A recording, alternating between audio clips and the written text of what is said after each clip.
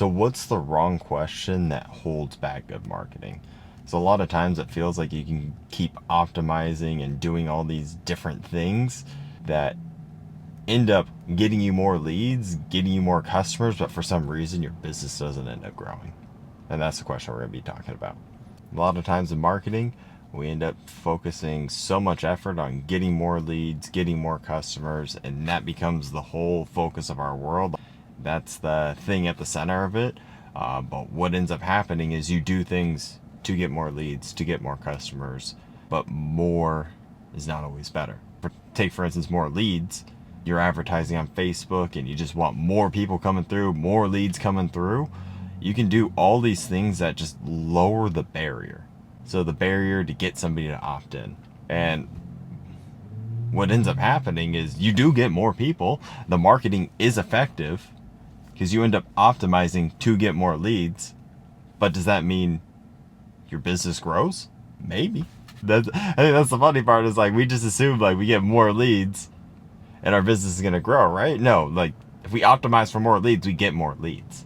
If the business grows, like that's a downstream thing that is not even taken into account, as not all leads are the same. Just because somebody comes in and puts in their name, like take for instance, if somebody were to, you have like a big sexy headline, make $1 million in the next 24 hours, and it's just a direct to opt in, like put in your information here and you're going to get our free guide.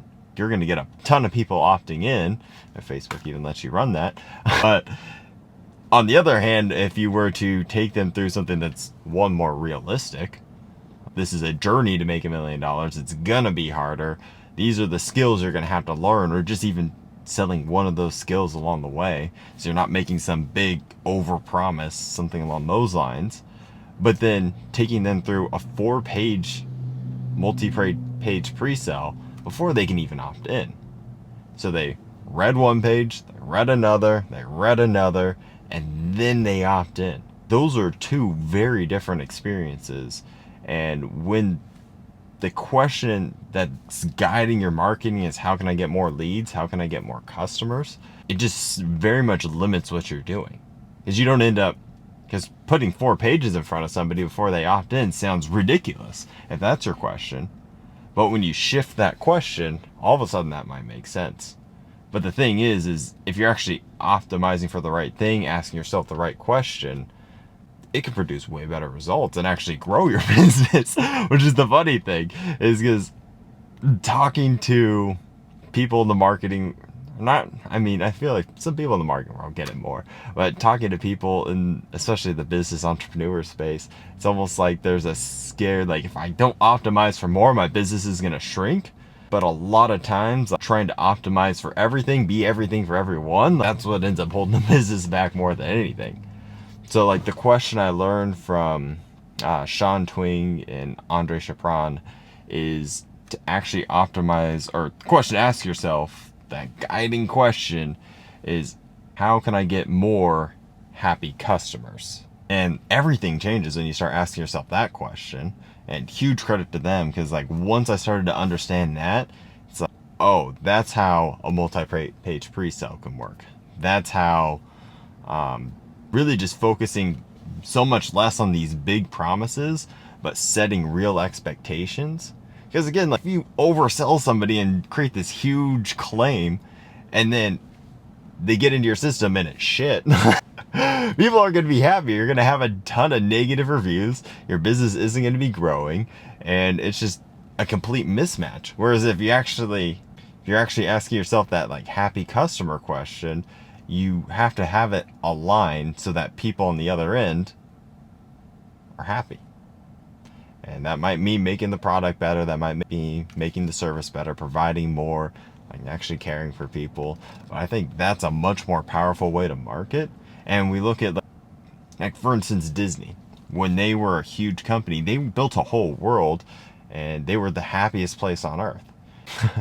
Now there can be an argument that they are not in that same place anymore, especially, but we could also argue that that guiding question that they're talking about is different now. But if you look at the world Disney's created and what Walt Disney like set out to do when he made Disneyland to begin with. It was to create an experience for people. And I think that's really at the root of it, because if you start creating an experience for people that people want to be a part of, that's much more powerful than, hey, buy my stuff, hey, you can make $1 million in 24 hours, here's this giant claim that gets people through the door, but then they don't end up staying, they're not happy, they're not engaged with your content, you just have a bunch of names of people that don't care about you. We're on the other end. If I'm optimizing for happy customers, I'm setting expectations in the beginning. I'm actually caring about the experience they're going through and actually creating like a little bit of friction there. Because at the end of the day, if somebody's working to do something, how much they're going to engage with you, how much value they're going to find is going to be totally different. It's like something that's easy, it's like, okay, I'll get to it one day. Whereas like when there's that friction in place, that's a totally different experience. So that's the question that I've shifted how I think about marketing to, in like businesses that I'm building, but then also like even in the sales and marketing role that I'm in currently for like a day job, and it's changed everything. Because when you start looking at it like that, it's not how I'm gonna get more leads today, but it's like, how can we make this experience as cool as possible? When you're creating a cool experience, all of a sudden people want to be part of that. And you look at brands like Liquid Death compared to some other like good DTC brands, and it like their marketing might not even make sense if they were just trying to get more people to buy their stuff immediately. Why not just run a Facebook ad and sell people on a landing page right there? And that, if you're trying to just make one-time sales right there, that like what Liquid Death does doesn't make sense. Like, yesterday I saw an email from them where it was like they partnered with to promote The Boys, so I had the Deep do a commercial, or they were just doing a complete just a very interesting where it was the Deep in front telling people the benefit of Liquid Death over soda in a school classroom, and he's smoking in there, he's making kids drink a whole a whole cup full of sugar. And if you're just looking at straight conversion across the board, it might not make sense, but that was an experience. That's something I'm talking about, whereas nobody's talking about a straight to conversion ad. So it's two very different experiences people are experiencing.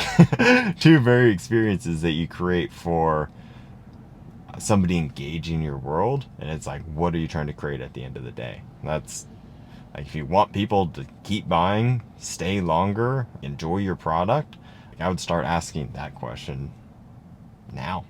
So that's going to guide all your marketing and everything you do downstream.